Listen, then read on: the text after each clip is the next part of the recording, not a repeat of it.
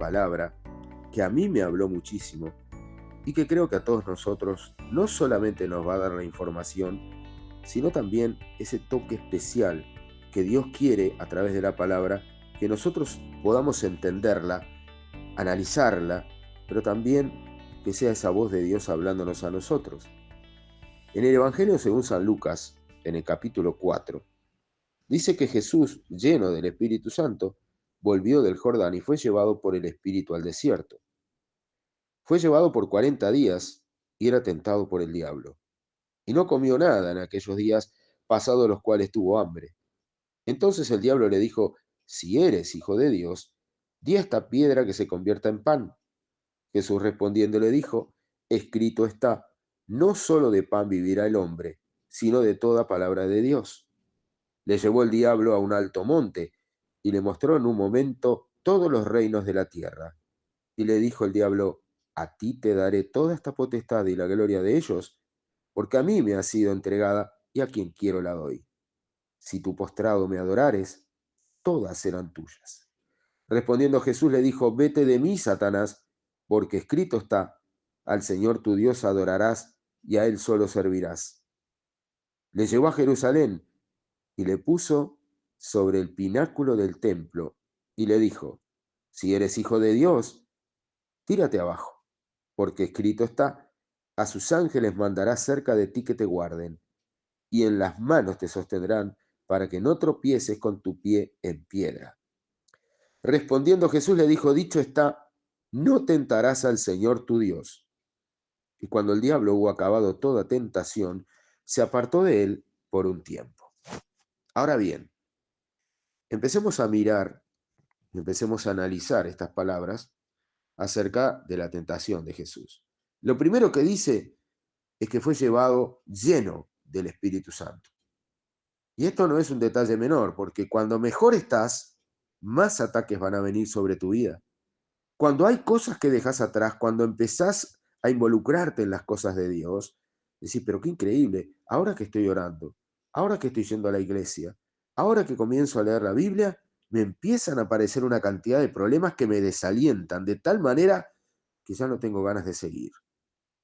En ese momento, lleno del Espíritu, en ese momento en que empieza un ayuno de 40 días, cada día del ayuno fue una tentación, porque dice que lo empezó a tentar, era tentado durante el tiempo del ayuno. Cuando termina el ayuno Jesús, pasado los cuales tuvo hambre, es ahí cuando el diablo le empieza a hablar. Y lo primero que hace es decirle: si eres hijo de Dios. Parafraseando, le estaba diciendo: así que sos hijo de Dios, realmente sos. No tendremos que esperar a otro, eres tú.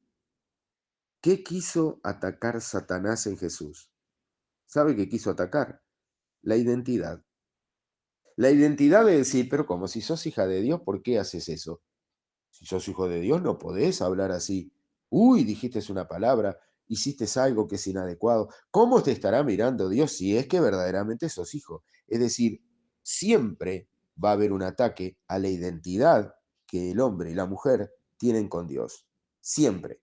No espere usted personas que le aplaudan, personas que le bendigan, que le den para adelante y que digan: qué linda la fe que tú tenés, se ve que Dios está agradado con tu corazón. No, usted espere ataques de la gente, usted espere que la gente usada por el diablo sean los que vengan contra tu vida, a atacar tu identidad, a poner en duda si eres o no eres cristiano.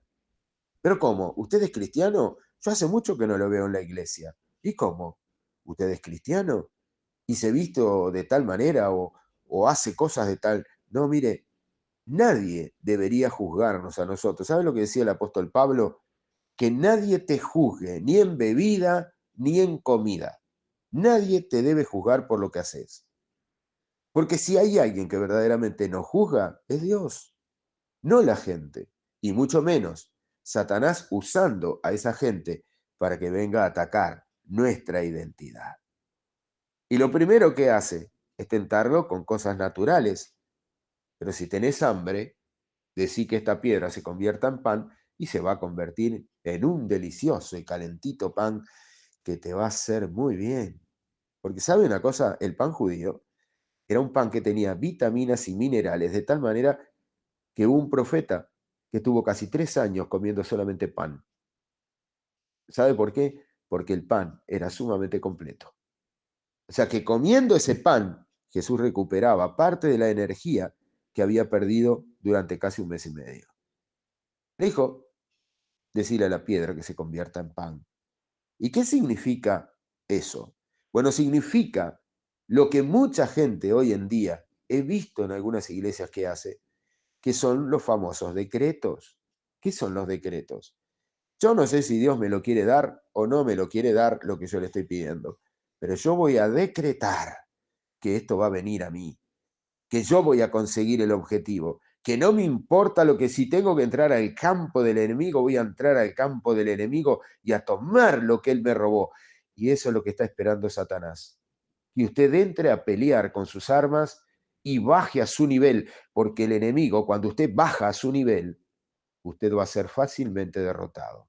Usted nunca puede bajar al nivel de Satanás, a pelear con sus armas, porque Satanás dice, ay, qué miedo, vas a entrar a mi terreno a robarme lo que yo te quité primero. ¿Usted cree que pasa eso? ¿O usted no se da cuenta que esto es la trampa más grande que muchos cristianos han caído? Porque además, después de que hacen ese tipo de decretos y de pactos, terminan en una ruina peor que la anterior. ¿Sabe por qué? Porque la Biblia dice claramente que Dios no puede ser tentado. Un cristiano no puede andar solo por ahí haciéndose el Don Quijote de la Mancha, peleando contra molinos espirituales. No puede, no debe. No fue mandado por Dios a hacer esas locuras. Un cristiano tiene que saber y quedarse quieto esperando quién es Dios, esperando el actuar de Dios, esperando en la gracia de Dios y esperando en la misericordia de Dios. Usted podrá tener de repente su nevera vacía, su heladera vacía. Usted podrá tener sus bolsillos vacíos. Usted podrá estar pasando por situaciones tan adversas que haya un momento que diga, ¿por qué me está pasando esto a mí? Se lo puede preguntar porque muchas veces le pasó a hombres de Dios. Todo el mundo habla de Jeremías 33, versículo 3. Clama a mí y yo te responderé y te mostraré cosas grandes y ocultas que tú no conoces. Todo el mundo habla de Jeremías 33:3, pero se olvidan que Jeremías 33:1 dice, estando Jeremías en el patio de la cárcel. ¿Qué quiere decir esto?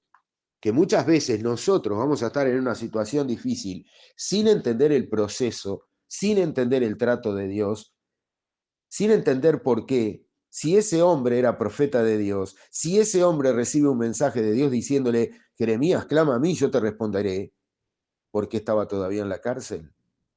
Porque era necesario.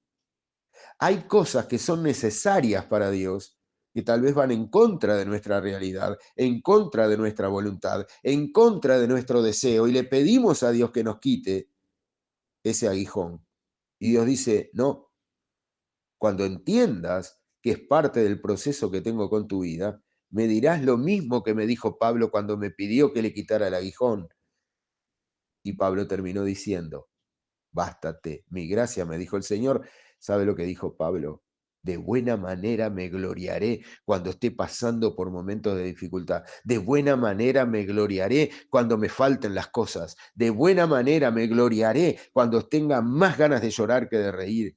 Porque ese es el trato que muchas veces los hombres y mujeres de Dios tienen antes de que Dios lo levante a lo sobrenatural.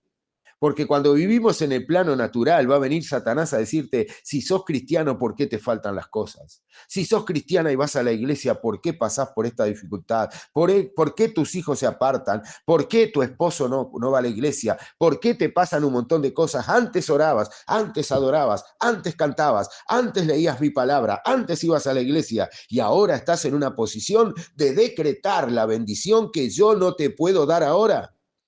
¿Por qué yo no puedo entender cuando Dios trata conmigo? ¿Por qué Dios trata conmigo en los momentos donde me siento quebrado? ¿Por qué Dios tiene que permitir ese quiebre en mi vida? ¿Sabe por qué? Porque ese quiebre hace que yo entienda cuál es mi verdadera posición en el mundo espiritual. Dios me puso en el mundo espiritual, sentado en los lugares celestiales. no peleando aquí abajo con los demonios, no peleando permanentemente, dándole órdenes a Dios para que las cosas sucedan. Dios me puso sentado en los lugares celestiales para que yo vea la mano de Dios y la gloria de Dios en mi vida todos los días. Ah, sí, es fácil para usted decirlo, pastor. Es fácil tal vez su realidad porque usted no conoce la mía. Si usted supiera las cosas que a mí me están pasando, se daría cuenta, pastor, se daría cuenta de que esa palabra no puede ser para mí. Yo no puedo seguir esperando más. Yo estoy pasando por situaciones tan adversas, tan difíciles. Mire, ¿usted cree que David fue un hombre usado por Dios? ¿Usted cree que David fue un buen rey? ¿Usted cree que fue un hombre que cuando escribía los salmos, porque los cantaba, porque los adoraba, porque era su momento de comunión con Dios, usted los lee hoy y se goza en esa palabra? ¿Usted cree que ese hombre que escribía los salmos era un hombre con comunión con Dios? Sin embargo, casi todos sus hijos se murieron. Sin embargo, ese hombre vivió más sangre en su familia que todos los demás hombres de Israel, siendo el rey. Tal vez tomó decisiones equivocadas, sí, porque la Biblia siempre nos va a contar lo bueno y lo malo de cada uno de los hombres de Dios. Ese David que tal vez derramó sangre, ese David que tal vez cayó en adulterio, ese David que muchas veces lloró delante de Dios y no escuchó la respuesta de Dios, ese David termina siendo uno de los grandes hombres de la fe de la Biblia, una inspiración de lo que eran sus canciones cuando él las escribía. Un hombre sabio, un hombre que cometió errores, un hombre que cayó, pero como virtud tuvo el volverse a levantar y volver a seguir. ¿Sabe que el segundo punto en el cual Satanás lo tienta, sabe cuál es? Las riquezas de este mundo. Dice, todo esto me fue dado a mí y a quien yo quiero se lo doy. ¿Por qué dice esto? ¿Sabe por qué dice esto? Porque todas las riquezas del mundo, Adán y Eva, al caer en la desobediencia delante de Dios, todas las cosas que Dios le había dado a Adán y Eva, las terminó tomando Satanás. Y él dice, a quien quiero se la doy. Ahora, y no es una crítica, pero sí es un comentario. ¿Cuántos ministerios hoy han naufragado por buscar las riquezas del mundo? ¿Cuántos hombres y mujeres de Dios predican hoy por las riquezas del mundo? ¿Cuántos hoy tienen hasta una cifra determinada, un caché, para cobrar si van a predicar a un lugar? Y que quieren las comodidades más grandes que este mundo te pueda ofrecer. ¿Cuántos? Muchos. ¿Sabe por qué? Porque venden el evangelio como si fuera una mercancía.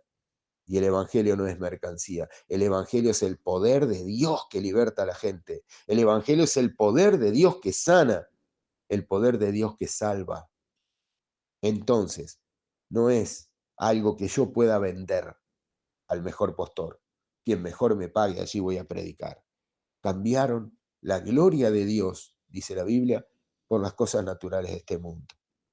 Y lo tercero fue tentar a Dios. Llevarlo al pináculo del templo era llevarlo a una altura de 80 metros. Y le dijo, si tú te tiras de esta altura, los ángeles vendrán a sostenerte mientras vas cayendo para que no te pase ningún mal. Yo estoy convencido de que no hubieran aparecido los ángeles, de que el diablo lo que quería era que Jesús se tirara de esos 80 metros y se estrellara contra el piso y se terminara la posible redención de la raza humana, porque Jesús hubiera muerto. Lo tentó para que a su vez Jesús tentara al Padre. Terrible, pero cierto.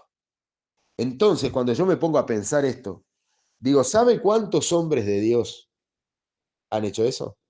De tentar a Dios, de hacer cosas locas, como creer que si me meto en 3 días de ayuno le tuerzo el brazo a Dios y Dios me tiene que dar lo que yo le estoy pidiendo porque yo necesito hoy esa bendición y yo le estoy pidiendo a Dios un auto nuevo, un carro nuevo, yo le estoy pidiendo a Dios una casa mucho más grande y con piscina y le estamos pidiendo a Dios las cosas naturales. Entonces caemos desde la segunda tentación de las riquezas del mundo, caemos a la tercera, que es tentar a Dios. Cuando Jesús nos enseñó a hablar con el Padre, los discípulos estaban maravillados y decían, Señor, no podemos orar más de 5 minutos. Señor, te vemos orar horas, te vemos a veces pasar toda la noche hablándole al Padre, y nosotros no podemos orar tanto. ¿Por qué? Aumentanos la fe para ser como tú. Y él le dice, no, no es necesario aumentar la fe. Les voy a enseñar a orar. Mateo capítulo 6. Les voy a enseñar a orar. Cuando ustedes oren, diríjanse así a Dios.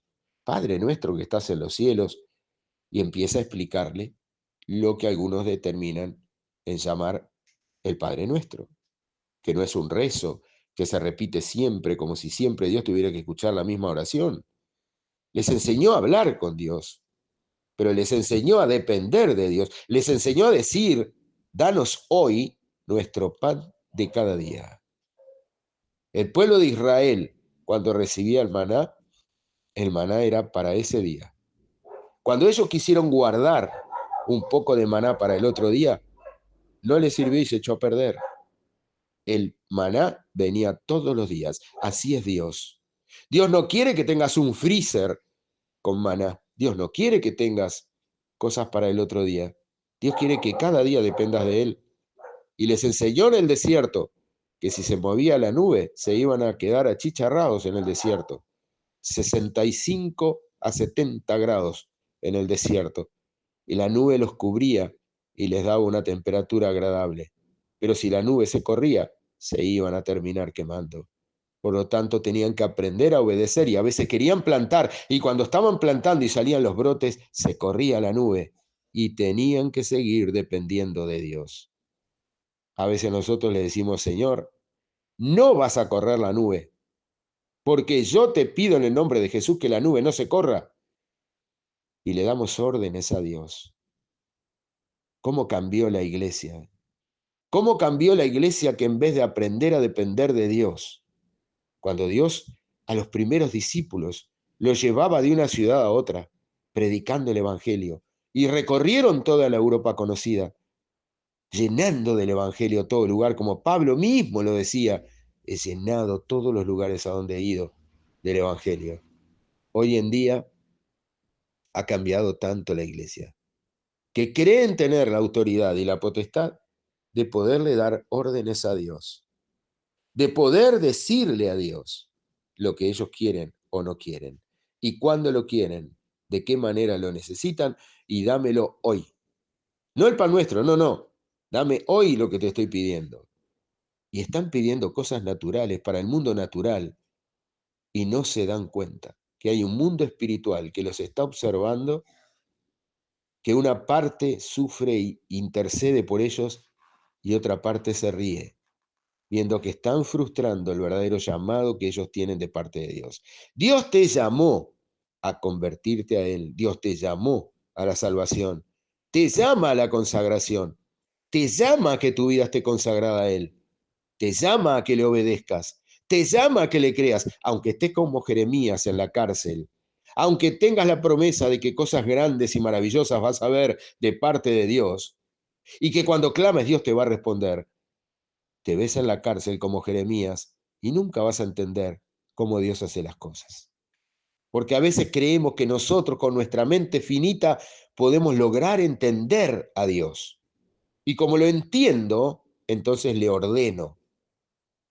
Y es como si un esclavo le dijera a su amo, hoy no quiero trabajar, hoy mejor trabaja tú por mí.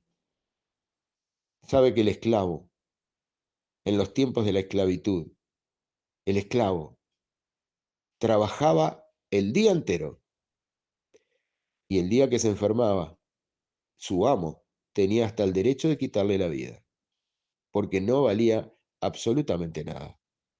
Pero cuando el esclavo era un esclavo que tenía un buen amo, el buen amo le permitía su descanso, le permitía una cantidad de cosas y de beneficios, y el día que ese esclavo ya era viejo, el mismo amo lo hacía parte de la familia. Ese es Dios.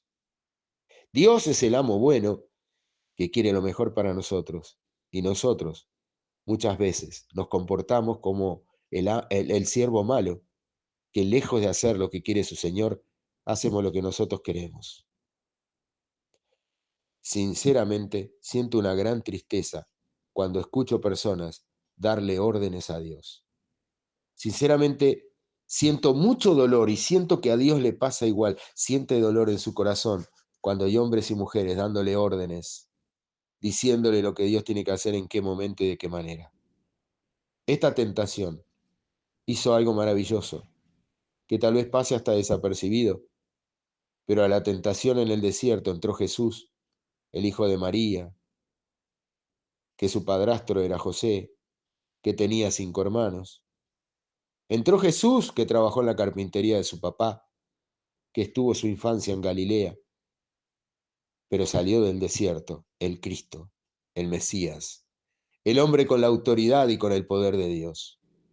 Entonces, ese desierto marcó un antes y un después. Ese desierto fue el inicio del ministerio terrenal de 3 años y medio que Jesús tuvo para salvarlo a usted y salvarme a mí. Por lo tanto, cuando yo miro esto, pienso, qué maravilloso. Qué maravilloso que Jesús en el desierto dejó todas las cosas que este mundo te ofrece. Ser ambicioso, ser una persona deseosa de cosas que no tenés, pero que las deseas. Y como otro las tiene, tú las reclamás para tenerlas también. Todo eso debía ser vencido en el desierto. Todo eso era para salir de ese desierto en bendición. Por lo tanto, lo único que nosotros debemos hacer para agradar el corazón de Dios es decirle, Señor, heme aquí, envíame a mí. Si en algo te puedo servir, aquí estoy, Señor. Y sabe, esa simple y sencilla oración va sin duda a agradar el corazón de Dios. Dios espera siervos que se presenten a Él y digan, aquí estoy, Señor. Si hay algo que hacer, envíame a mí porque dispuesto estoy. Y eso, sin duda, va a abrir puertas de bendición inesperadas para usted. Que Dios les bendiga.